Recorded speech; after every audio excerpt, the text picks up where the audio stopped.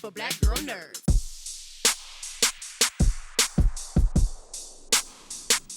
Hello, gentlemen. How are you today? Well, how you doing? Oh, I'm well too. It's funny that you two are paired, and I like that you two are paired because you kind of represent the same thing for me in this series. I've seen the first four episodes, but from different approaches. You both have like a hustle mentality, a desire to build something from the ground up, but you're taking two separate approaches of it. One from some inherent wealth, and one a person trying to create wealth. Tell me a little bit, starting with you, Parker. Tell me more about your character, about his ambitions, his desires, and he really seems to have true empathy and support for women who are the kind of the nucleus of the show. Right. Yeah. First of all, thanks for joining us, and great question. Well, how do I say? Precisely what I'm touching on is exactly what drew me to Andre in the first place, is that I could definitely relate to a person who left their hometown, got their education, and in Indiana we call it the brain drain. And so I left, and when I go back to Indianapolis, I do see things where I think like I could help there, I could do that, I should have stayed here, I should have gone into politics, And so for Andre, he goes back to Chucalissa and he's like, I've got it. I've got the golden ticket. All I've got to do is do this project or this mysterious business. And then everything's solved. And so he's just walking around, and one thing after another is getting in his way. One obstacle pops up, another one. And so maybe he lets his guard down. He's feeling vulnerable, so he gets himself into issues that way. But yeah, I mean, I think a lot of people can relate to wanting to I don't know if you've gone back to a childhood home or a place that you used to live, but it's changed or it's run down. You're like, oh, I have so many good memories there. I wish I could do something. And that's what he's doing. He's trying to, I don't know, make good for Chucalissa. Chucalissa. Oh, little Chucalissa has a lot going on. Same for you. Do you like to be called Jay Alphonse, Jay, or what shall I call you? Call me Jay Alphonse. Jay Alphonse. Just don't call you late for dinner. Right. Right. The same with your character. He's creating something. Lil Murder is trying to create something from nothing, using his own skills, his own tools that he's honing, and become better when he comes in contact with other people. How would you describe what he brings to the mix of the strip club culture and what our characters will undergo this season?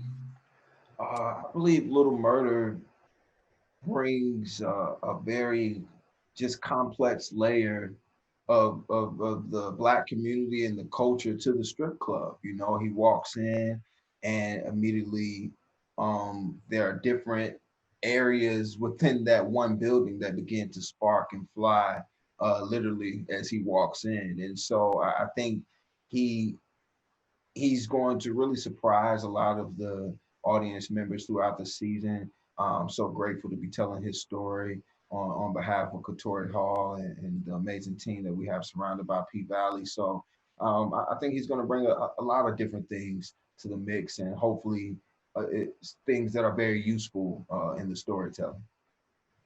What I particularly liked about both of your characters, they don't bring that sort of toxicity to the environment where all these women coexist. They have their own things going on that just kind of envelop them into the club without creating like any type of real dissension per se.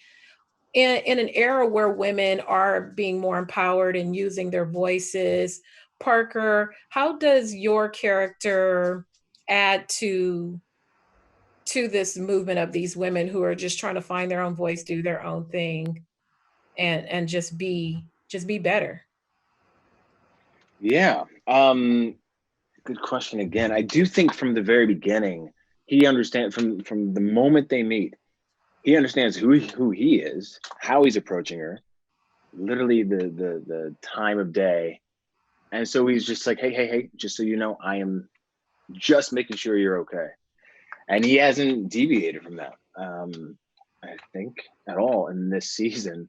where he respects her boundaries and respects what she wants and listens to her, which I think is the norm for me. Sorry, in my life, it'd be the norm. So it's good to see it on screen where I'm like, yes, that's exactly how one should behave, even if you're doing something tawdry. Anyway, but there are still rules that one must adhere to. And to the point of women's empowerment, we've got Katori Hall writing it. We've got all directors of all 8 episodes, women. We had, I want to say, half of the production team, like the producers that were on set, maybe more than half, were women. And so you felt very comfortable that it's like any other job. You say, you tell me what to do and I'll do it. And so, yeah, it was a wonderful experience. I'm glad to be a part of it, and especially this kind of storytelling. J. Alphonse, I don't want to disclose too much about what your character will undergo during the course of the season, but he is a musician, he is a rapper, and he's trying to find his way and develop his sound. When you think of, I don't know if you're an avid strip club goer or if you enjoy it, but when you think of that kind of signature sound as you got into your mind and climbed inside your character, what type of a sound do you, what is the soundtrack of Lil Murder and strip club culture? What is that like for Southern culture that Yeah. you've learned during this experience? Great question. Yeah, I think, I love that you use the word sound, and because I believe that's exactly what it is. He's trying to find his sound. He's trying to and for me, the hip hop scores that are MP Valley, just watching the show, I could relate to him so much. Not only did I love them as Alphonse, but I think Little Murder, the stuff that even Katori chose was really great. Can you still hear me? Yes, I can hear you. Because I know my Wi-Fi has been acting up a little bit. No, I can hear you just fine. You can hear me? Okay. So yeah, I think it's one of those things where, yeah, his soundtrack is all that hip hop, all this stuff, but then there's these moments where it becomes like some jazz and some blues. And so picking up what you were saying, there's a real signature sound of the South, of the strip club culture that Lil Murder is trying to create and make his own way in the industry. Yeah, for sure.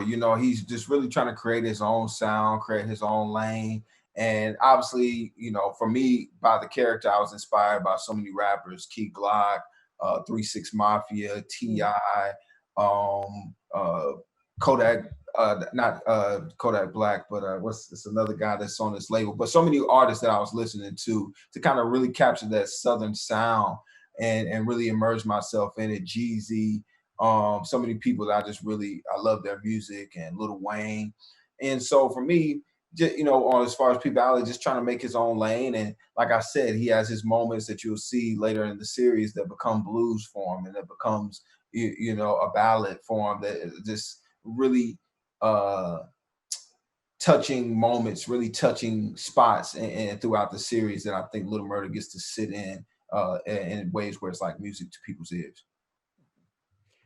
Parker, your character Andre, part of his journey during the season is he's involved in some real estate undertakings with close people in his proximity, and they're trying to work within the city as part of that revitalization, I guess you could say, of the area where the strip club is. Gentrification is such a touchy subject, no matter what side of it that you lie upon. How does that story play into the season? Right. Well, I think it's in. Man, I talked to Katori about that because I had an internship when I was 19 or 20 at a bank, and it was almost exactly the same thing, but it was houses, not like a business. And so I played a small role in gentrification. I felt horrible about it. And so as I was playing Andre, I thought, well, you know what? He thinks long term. He's trying to think long term. He knows what gentrification is. He knows what the issue is. But if he thinks, but they can get jobs, or they can do this, or then they'll be able to afford the houses that will be built around here. I think he takes it seriously. It's like being a president or senator. You've got to sign off on the bill, even though you know other senators snuck in other things to go along with it, you know? And so he thinks he's doing that the medicine, no. What he did with the honey and the medicine, he knows that there will be a bad element to it, but he thinks the good will outweigh the bad. For Lil Murder and Mercedes and all of our characters who we're going to get to know during the course of the season, they have a lot of emotional traumas, interminglings, intertwinings that will reveal themselves throughout the episodes. Is it as cut and dry, J. Alphonse, as a happy ending? Is there a happy ending, or is it just kind of get to some type of level ground? Because everyone seems to be in different states of unbalance. I had a good friend once tell me, Elijah's son, an incredible actress based out of New York. She said, you have your lows, your mediums, and your highs. And if you can try to keep yourself right in between those mediums, you don't want to be too high, you don't want to be too low. And I think that's the great thing that comes with great storytelling. We see people up high, we see people down low, but then eventually you kind of see them find, like you said, some type of balance. It may not necessarily be a happy ending or a horrible ending, but there is a balance that we find there that is, I think everyone can relate to in a real way. And, with your ups and downs, it's going to be hard sometimes. You're going to have some traumatic moments. You're going to have some moments that really bring you down to your knees or really sit you down and make you want to think of.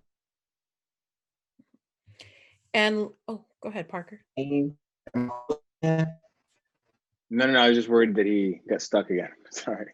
Oh, there he goes. Okay. Oh, yay. No, you're good. Okay. I'm good? Yeah, no, you're good. Okay. I'm sorry, y'all. That's okay. I mean, okay, what can you do?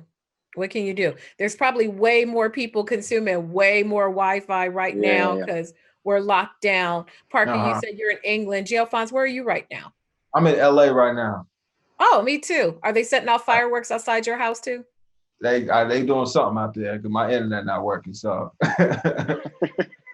and lastly, beginning with Parker, if you could swap with any character in the cast, which character would you want to swap with? Any role, any gender. For sure, Uncle Clifford. It seems to be she's the only one rather, living her that's not true. The power with which Nico plays her it's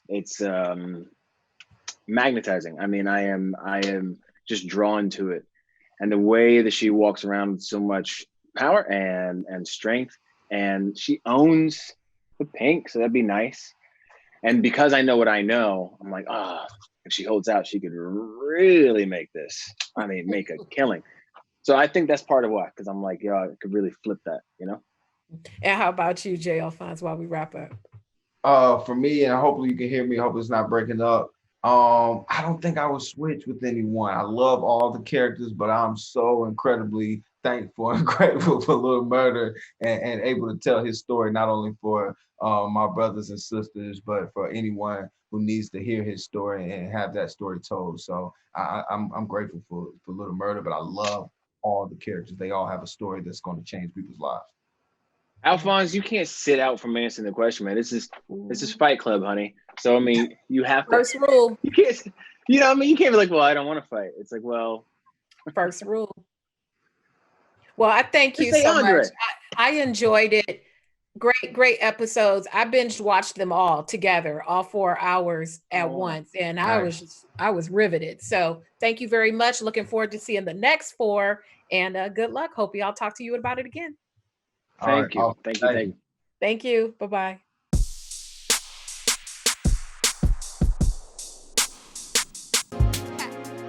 Better shake your booties for black girl nerves. Better shake your booties for black girl nerves.